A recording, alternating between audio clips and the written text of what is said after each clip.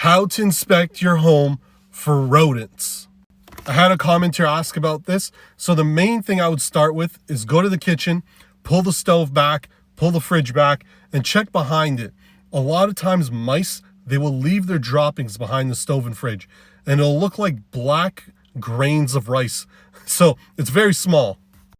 If you have rats, it's a lot bigger. They look like olive pits. So if you take an olive pit, exact color, black color, that's probably from a rat. Next, if you hear any places where there's noise of scurrying around, I would check those areas next. So if you hear anything in the attic, pull open the attic door, look around and look for the droppings.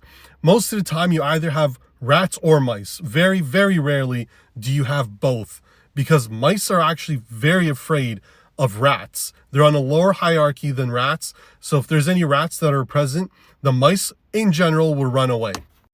Then check for entry points like the garage door. A lot of times the rubber ceiling on the bottom of the garage door will be chewed up, or there's a gap, so it's not fully closing onto the ground. And that's very, very easy for mice or rats to get right into the garage.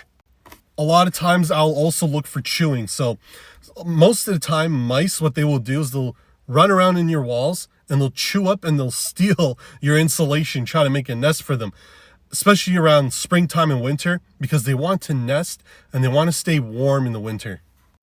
Next, you can check the exterior of your home. A lot of times rats, what they do is they burrow holes into the ground. So they'll start making tunnels underground around your house. And sometimes if there's any holes or cracks in your foundation, they can squeeze their way in and get into your house. A major culprit is honestly your laundry vent, where the hot air blows out. That's where a lot of times mice and rats will go into, because there is no proper cover on there. A lot of times it's worn out and it's enough space for them to get into.